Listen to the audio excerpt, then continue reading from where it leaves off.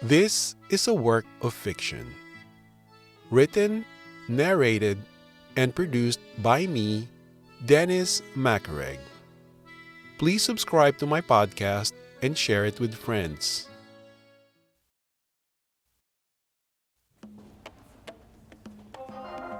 With luck on our side, we stumble upon a store with a large window displaying masks and costumes. We walk in, and the person behind the counter greets us with a warm smile. Olivia converses with him, and he leads us to the back of the store. There are racks of costumes to pick through.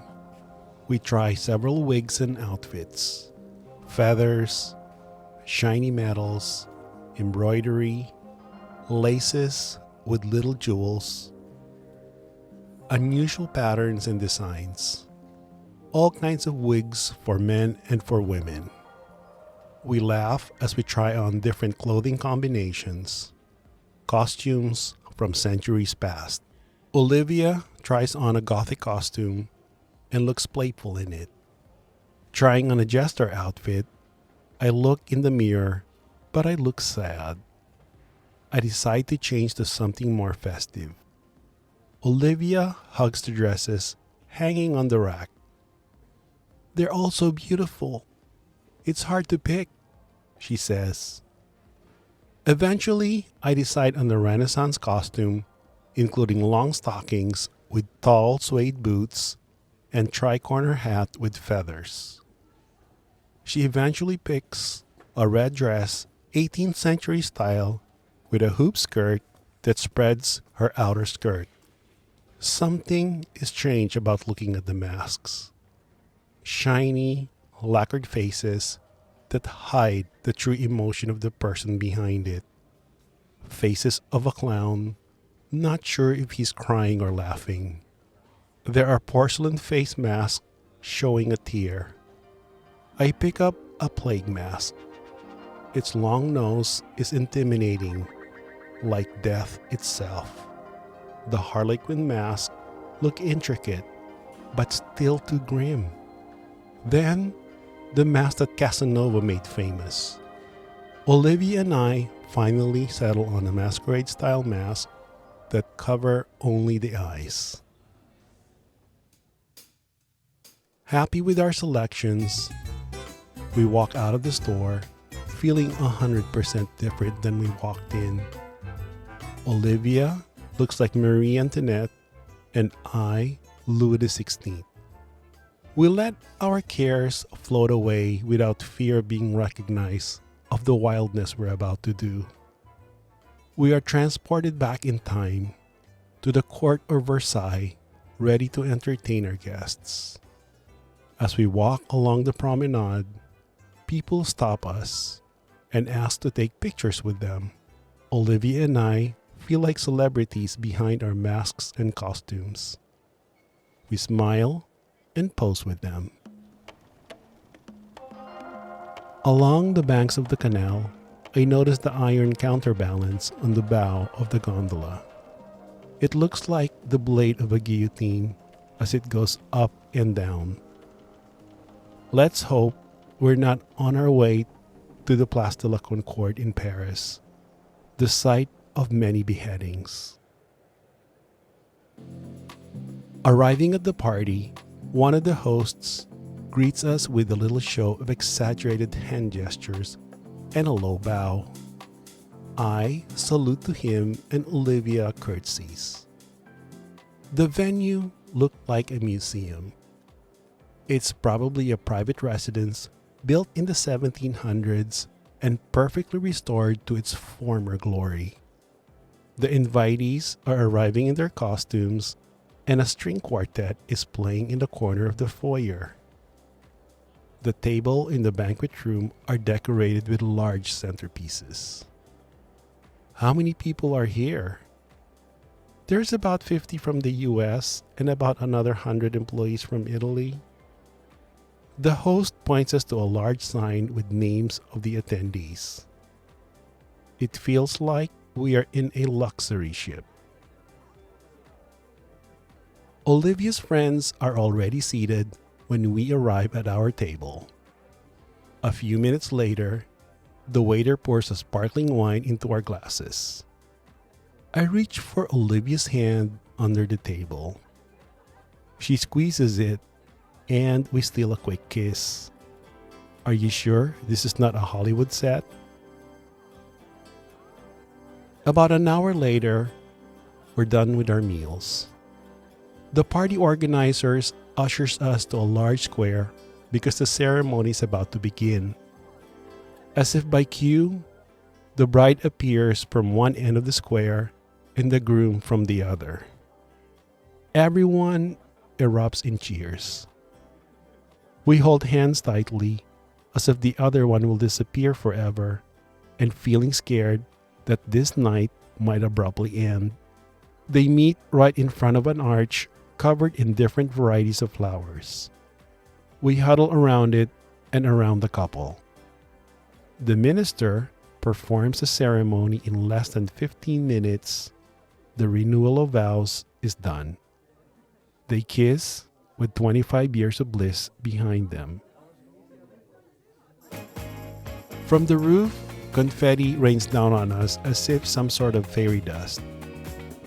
The DJ begins to play some 70s disco music. Everybody on the dance floor is dancing and moving to the rhythm of the songs.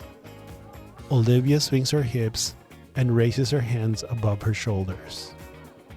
In response, I make circles in the air with my finger, following the pattern of the moon hovering above us. Taking her hand, I raise it over her head. She trills in front of me. The booze and the steady beat of the music puts us in a trance. We stare straight into each other's eyes. It's clear we are both filled with the desire to run our fingers over each other. The chatter of guests around us instantly ceases, as if we are the only two people on earth. It's strange that more than 36 hours ago, she wasn't even a blip on my radar. With each passing second, we're both fighting against time that is quickly burning away. The crowd on the dance floor is doubled. As the music vibrates under our feet, I worry about all the complication that will ensue when we finally discuss how or if we are going to continue this affair. She shouts over the loud music, "This is so amazing! I don't want it to end!" Suddenly, my worries disintegrate, floating like rose petals atop the deep waters of the Venetian lagoon. There is no thought of tomorrow. All I want is to dance with Olivia all night.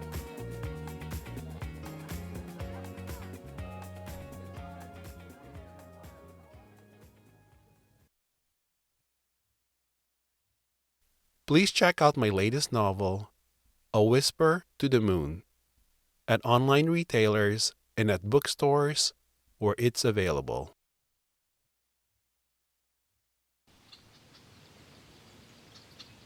Thank you for listening to episode 14 of my podcast. Eventually, on this particular scene, they started looking for a costume because they are going to the masquerade ball. Of course, we didn't go to a costume party or any of that kind of thing when we were over there. I didn't even buy a mask. I should have probably. It's amazing to see all the intricately designed masks made by master craftsmen. They are so shiny, lacquered, and you can tell that attention to details were put into it. One thing that bothered me when I was looking at those masks, it's either they're kind of scary or they have that sad look in them. It's almost like looking at a clown's face. Some of them have a tear dripping in the corner of the eye. I don't know why they do that. Not knowing what costume Greg and Olivia was going to wear, I decided on a 7th century style. The one where Olivia looks like Marie Antoinette and Greg looked like Louis XVI, like in the French court. I kind of really like that type of costume. The costumes and masks covering the entire face is okay, but it seems uncomfortable. I like the one that just covers the eyes and goes over the nose. I like that it conceals you, but at the same time shows part of your face. And it's still revealing your personality on who you are. It was around June when I was in Venice and there was no major festival. But it's okay. I'd rather have the nice weather. I think the festival or the Carnivale is around February, and it gets really cold over there. I didn't see anyone in full costume, but lots of tourists were walking around with their masks on and seems to be having a good time. It's funny that you'll be walking next to someone with a mask, and it's almost surreal to see them and to kind of like be in the same, I guess, pond that they're swimming in, to not really know their full identity with the face, because the face says so many things about us, right? In some way, the tourists could experience the old Venice during the carnival days. And of course, other tourists would want to ask to have their pictures taken with the people who are wearing masks, and I've seen a lot of them. Luckily, they are game and they would stop and get pictures with the other group. That's why I got the idea of Greg and Olivia taking pictures with other people. I remember the scene when we were sitting at a cafe when a group of masked teens were standing in the periphery. They were actually loud and singing. I don't know, they were singing something. I remember people were taking pictures with them too. So there you go. That's where I got the idea of them walking around in their costume before going to the masquerade ball.